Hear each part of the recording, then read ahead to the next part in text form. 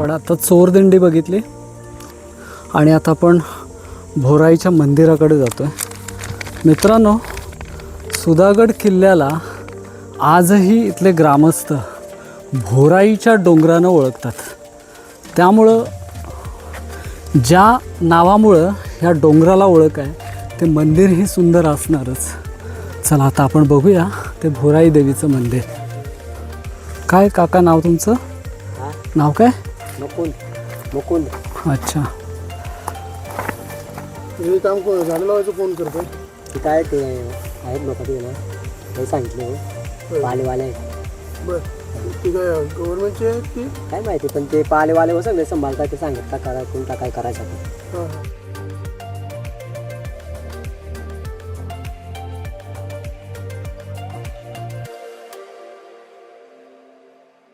ज्या देवीच्या नावावरून ग्रामस्थ इथले जे स्थानिक आहेत ते ह्या सुधागडाला भोराईचा डोंगरसुद्धा म्हणतात. अशा प्रशस्त मंदिराजवळ आपण आलेलो आहोत. नवरात्रमध्ये इथे खूप मोठा उत्सव होतो. आजूबाजूच्या गावातील लोक श्रद्धेने भक्तिभावाने इथे येऊन एक उत्सव साजरा करतात. या मंदिराच्या समोरच आपल्याला एक मोठी दीपमाळ दिसते आणि त्या दीपमाळेवर खूप छान नक्षीकाम कोरलेलं दिसतं आपल्याला. आणि या बाजूला जर तुम्ही ही दीपमाळ व्यवस्थित बघितलीत तर तुम्हाला इथे एक हत्ती दिसतो आणि त्या हत्तीवर कोणीतरी बसलेलं आहे आणि या हत्तीवर संपूर्ण दीपमाळेचा डोलारा या हत्तीनं उचलून धरलेला असा भास होतो. आणि तसंच ह्या आवारामध्ये इथे बघा आपल्याला भरपूर विरगळी बघायला मिळतात. बघा इथे किती विरगळ आहेत. मग ह्या विरगळीच्या पाठीमागे आपल्याला जुन्या काळातील जे काही शूर योद्धे असतील त्यांच्या समाध्या बघायला मिळतात. किल्ला खूप मोठा आहे, प्रशस्त आहे.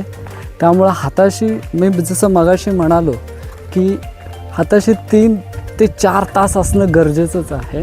आता आपण भोराईच्या मंदिरामध्ये जाऊया, आपण दर्शन घेऊया.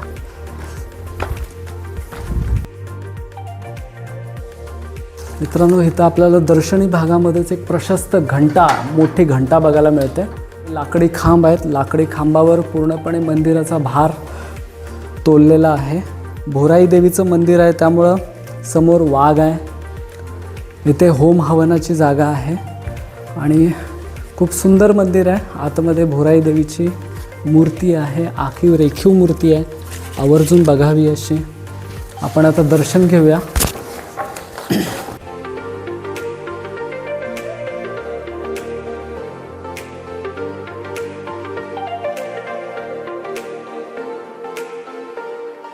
मंडपातून आपण ह्या लाकडी दरवाजाने गाभाऱ्यामध्ये प्रवेश करतो.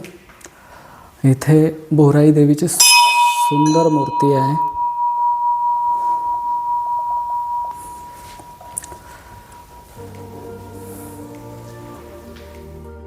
मंदिरामध्ये देवीची दररोज भक्तिभावाने पूजा अर्चा होते.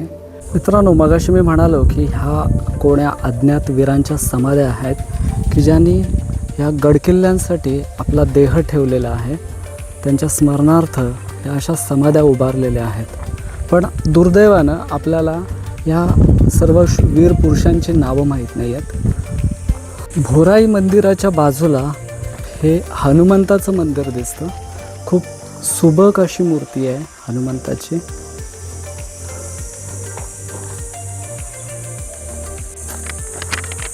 पाठीमागे दिसत असणाऱ्या मारुती मंदिराच्या शेजारून ही एक वाट जाते आणि या वाटेने आपण आता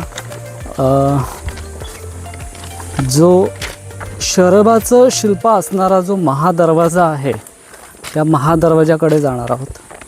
आपण आता इकडे धोंडशेकडून येणारा जो मार्ग आहे त्या मार्गाकडे चाललो आहे. पण इकडे एक पूर्वेकडं असणारा जो बुरुज आहे तिकडे जाण्यासाठी हा एक मार्ग आहे.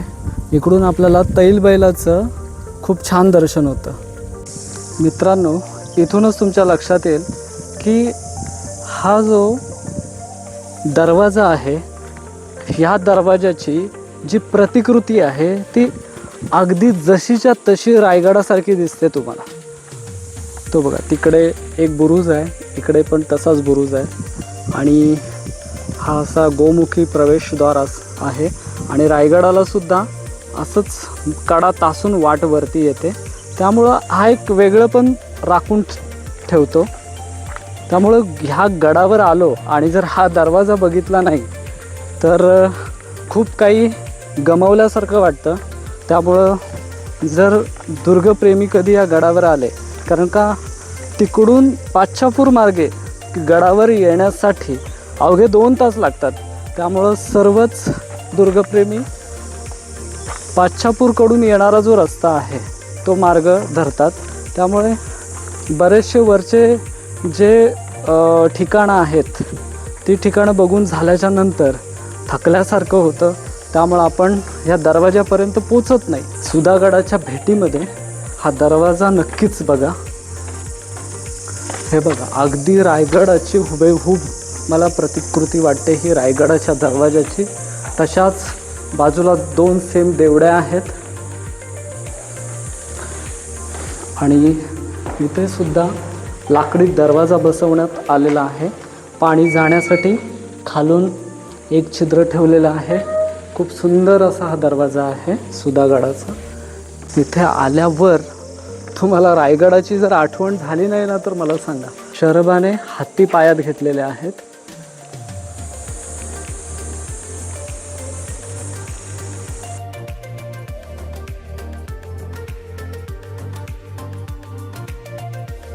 इतका सुंदर बांधणीतला हा किल्ला, पण रायगडासारखे कुठेही शिलालेख आपल्याला बघायला मिळाले नाहीत.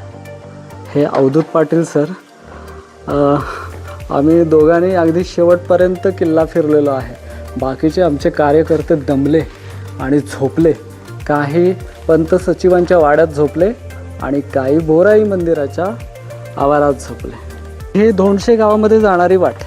या वाट्याने जरा पुढे गेलो की आणखीन एक तानाजी टाके आणि हनुमान मंदिर लागतं. पुढे गेलो की म्हणजे एका टाक्यावर एक ढाल तलवार घेतलेल्या एका शूरवीराचं शिल्प कोरलेलं आहे. त्याला तानाजी टाके असे म्हणतात. मित्रांनो, आता आपण ज्या महादरवाजामध्ये आलेलो आहोत त्या महादरवाजामध्ये मी तुम्हाला या गडाचा थोडक्यात इतिहास सांगतो. मित्रांनो, आपण ज्या गावामधून पुढे आलो ते पाच्छापूर गाव, म्हणजे पातशहापूर असं गावाचा त्या नावाचा अपभ्रंश होऊन पाच्छापूर असं नाव पडलं. ते गाव ऐतिहासिक या कारणासाठी आहे की तिथे अकबर दुसरा म्हणजे औरंगजेबाचा मुलगा आणि आपले स्वराज्याचे धाकले धनी ज्यांना आपण म्हणतो छत्रपती संभाजी महाराज यांची भेट झाली होती. त्यामुळे ते गाव थोडंसं ऐतिहासिक आहे आणि या गडाला खूप चांगला इतिहास आहे.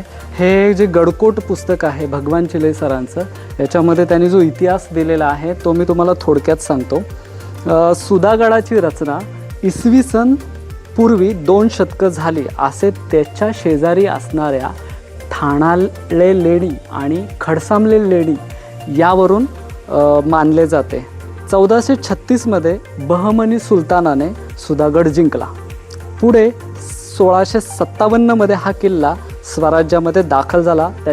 तेव्हा त्याचे नाव होते भोरपगड, जे की मी तुम्हाला येताना सांगितलेलं आहे. ते छत्रपती शिवाजी महाराजांनी बदललं आणि त्याचं नाव ठेवलं सुधागड. पुढे शिवकाळामध्ये स्वराज्याची राजधानी कोणती असावी असा ज्यावेळेस प्रश्न पडला त्यावेळेस रायगडाबरोबरच सुधागडाचा सुद्धा विचार करण्यात आला होता. यावरून या गडाचं त्या काळात असणारं जे महत्त्व आहे, जे ऐतिहासिक महत्त्व आहे हे दिसून येतं. आतापर्यंत आपण जे फिरलो, ज्या वास्तू बघितल्या किंवा जे अभेद्य कडे बघितले याच्यावरून आपल्याला याची थोडीशी जाणीव होते, बरोबर. पुढे इसवी सन 1671मध्ये या गडाच्या बांधकामासाठी 5000 होन खर्च केले व या गडामध्ये बळकटी आणली. त्यानंतर पेशव्यांच्या काळात या गडाची व्यवस्था बघण्याचं जे काम आहे ते भोरच्या पंत सचिवांकडे गेलं. समुद्र सपाटीपासून याची जवळपास उंची जी आहे ती 619 मीटर उंच आहे. त्यामुळं जे दुर्गप्रेमी सरसगडाला भेट देतात त्यांनी थोडीशी वाकडी वाट करून इकडे सुधागडाला पण यायला पाहिजे आणि वाटेत असणाऱ्या म्हणजे 200 गावातून आपण खाली उतरलो की पुढे ठाणाळे लेणी लागते तसंच पाच्छापूरच्या तिकडे आपण त्या साईडनं गेलो तर त्या साईडला आपल्याला खडसांबळे लेणी बघायला मिळतात. त्यामुळं ऐतिहासिक महत्त्व असणारा हा सगळा भाग आहे. आणि इथूनच काही अंतरावर पाली आहे. पालीला अष्टविनायकापैकी असणारा जे बल्लाळेश्वर क्षेत्र आहे ते सुद्धा आहे. पालीच्या पाठीमागे सरसगड आहे. असं खूप निसर्गाचं वरदहस्त लाभलेला हा सुधागड तालुका आहे. म्हणजे गडाच्या नावावरून पण तालुक्याचं नाव आहे. त्यामुळं खूप असे महत्त्व राखून असलेला किल्ला आपण जरूर बघावा.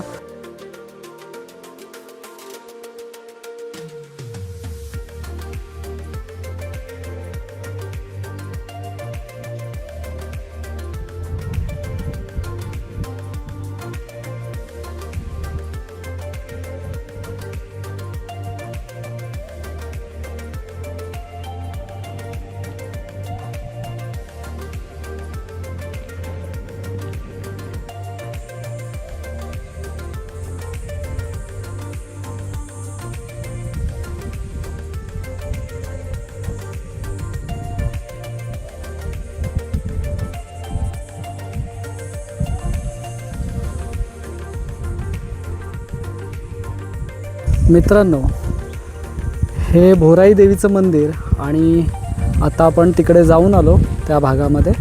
इथे हनुमंताचं मंदिर आहे. तिथून खाली उतरलो की आपण महादरवाजाकडे जातो आणि तिथूनच पूर्वेकडच्या बुरुजावर गेलो की आपल्याला ते तैलबैलाचं नयनरम्य दर्शन भेटते. आणि आता आपण ह्या मंदिराच्या समोरची ही जी पायवाट जाते इकडे एक इकडे एक तलाव आहे, पण ते पावसाळ्यामध्ये असतं. पुढे आपल्याला कोठार दिसतात, ते कदाचित धान्य कोठार असावेत असं स्थानिकांचं मत आहे. आणि त्या कोठाराच्या शेजारूनच एक वाट पुढे थेट टकमक टोकावर जाते. आता आपण तिकडे चाललेलो आहोत. चला तर मग टकमक टोकाकडे.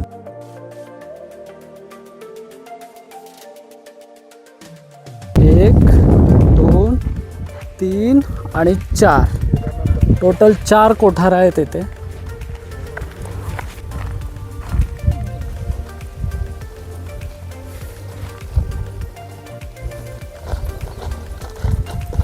दोन ट्रेकर धारातीर्थी पडलेत खाली. बऱ्यापैकी आपण हा किल्ला जो आहे तो पाहिलेला आहे. आता आपण गडाचा शेवटचा पॉईंट म्हणजे आपला टकमक टोक इथं आलेलो आहोत. आता हा शेवटचा पॉईंट केला की आपण निघायचं. मित्रांनो, गडाच्या आता आपण शेवटच्या पॉईंटवर आलेलो आहोत. त्याचं नाव आहे टकमक टोक. आता अजून ते पुढं भरपूर राहिलेलं आहे, पण आता तेवढं पुढं जाण्याची गरज नाही. आपण आता इथूनच माघारी फिरूया. आमचा बांदेकर, हे बघा, ही दगड पूर्णपणे निसटायला आलेली आहे आणि इकडे ही खोल दरी. आणि आम्ही आता टकमक टोकावर आहे. इकडे दिसतंय तुम्हाला हे कसली खतरनाक दरी दिसते ही सुधागडाची. आणि हे आमचे 2-3 मेंबर्स आहेत. आता खूप सुंदर. अजून पुढे जाता येतं, पण आता आम्ही इथेच थांबणार आहोत. हे बघा कसली खोल दरी आहे.